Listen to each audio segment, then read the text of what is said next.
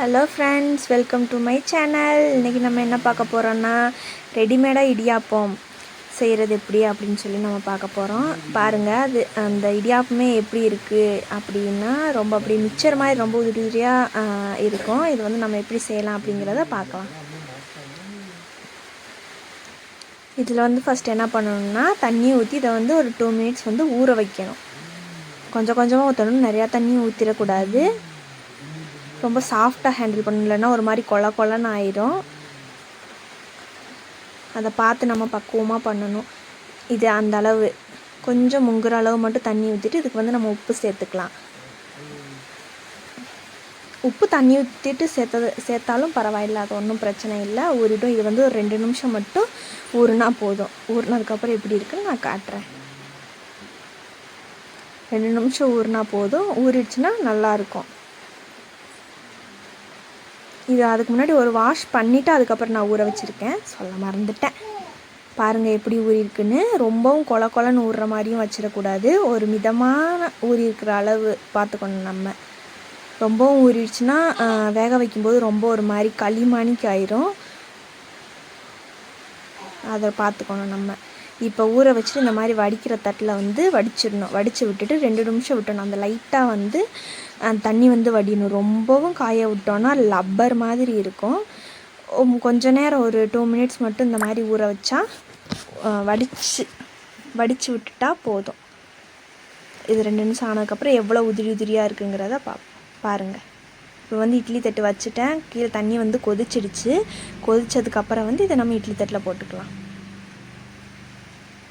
இட்லி தட்டில் ரொம்ப குழியாக வைக்கக்கூடாது, ரொம்ப நல்லா வந்து பரப்பி வைக்கணும், அப்போ தான் நல்லாயிருக்கும். இல்லைன்னா ஒரு மாதிரி ஒன்றுக்கு ஒன்று ஒட்டி ஒரு மாதிரி ஆகிடும். ரொம்பவும் வடித்தட்டில் போட்டு ரொம்ப தண்ணி வடிஞ்சிருச்சுனாலும் லப்பர் மாதிரி ஆகிடும்.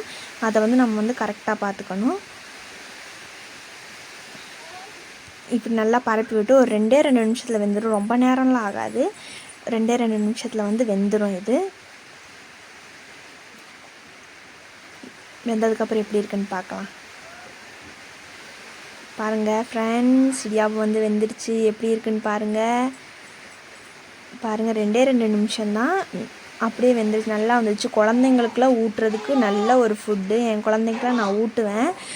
ரொம்ப வந்து சாப்பிட்றதுக்கு நல்லா இருக்கிறனால சாப்பிட்ருவாங்க குழந்தைங்க. செய்கிறதும் ரொம்ப ஈஸி.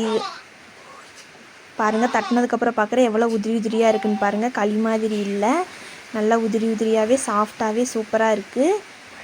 அடிக்கடி நம்ம கஷ்டப்பட வேண்டியதில்லை, ஈஸியாக இதை வந்து ஒரு தடவை ஸ்டோர் பண்ணி வச்சுக்கிட்டோன்னா நம்ம அடிக்கடி செஞ்சுக்கலாம். இடியாப்பம் எப்படி செய்யணும், எப்படி செஞ்சு ஸ்டோர் பண்ணுங்கிற வீடியோவை நான் இன்னொரு வீடியோவில் நான் போடுறேன். இப்போ வந்து இடியாப்பத்துக்கு தொட்டுக்கிறதுக்கு நான் சட்னி பண்ணியிருக்கேன், அது எப்படின்னு பாருங்கள். கடுகு சோம்பு போட்டு தாளிச்சிட்டு வெங்காயம் தக்காளி எல்லாம் போட்டு தாளிக்கணும். இது வந்து கொஞ்சம் நரன்னு இருக்கும் அப்படிங்கிறதுக்காக உளுந்தம்பருப்பு கடலைப்பருப்பு வந்து நான் போட்டு தாளிச்சுப்பேன். வெங்காயம் போட்டு நல்லா தாளிக்கணும். வெங்காயம் தக்காளி போட்டு வதக்கணும். நல்லா வதக்கினதுக்கப்புறம் ரொம்ப நல்லா வதங்கணும் அப்படிங்கிறதுலாம் இல்லை, ஓரளவு ஒரு 50% வதங்கினாலே போதும். டேஸ்ட் நல்லாயிருக்கும். ஒரு 3 பல்லு பூண்டு, 1 இன்ச்சு சைஸில் ஒரு இஞ்சி, ஒரு 4 மிளகாய் வத்தல் அவங்கவுங்க காரத்துக்கு ஏற்ற மாதிரி போட்டுக்கலாம். ஒரு 2 இது கொத்தமல்லி, கொஞ்சம் புதினா போட்டு நல்லா வதக்கணும். நல்லா வதங்கிடுச்சுன்னா இந்த பச்சை வாசனை போகிற அளவு மட்டும் வதங்கினா போதும். ரொம்ப நல்லா வதங்கணும், நல்லா ப்ரௌன் ஆகணும் அப்படிங்கிறதுல அவசியம் கிடையாது. நல்லா வதக்கணும். இந்த பருப்பெல்லாம் கரிஞ்சு போயிடாமல் பார்த்துக்கணும். போட்டு ஒரு 10 செகண்டுக்கு அதுக்கப்புறமே வெங்காயம் போட்டு தாளிச்சிக்கலாம். இதிலே வச்சுருந்தா ஆறாது, அதனால் வேறு பிளேட்டுக்கு மாற்றிக்கலாம். ஆறுறதுக்காக வண்டி மாற்றினதுக்கப்புறம் அரைச்சி எடுத்துக்கலாம். அரைச்சதுக்கப்புறம் ரொம்ப வலுவலுன்னு அரைக்கணும் இல்லை, அந்த பருப்புலாம் போட்டிருக்கனால வாயில் கடி பண்ணுங்கிறதுனால கொஞ்சம் குறன்னு அரைச்சிக்கிட்டாலே போதும். Thank you friend.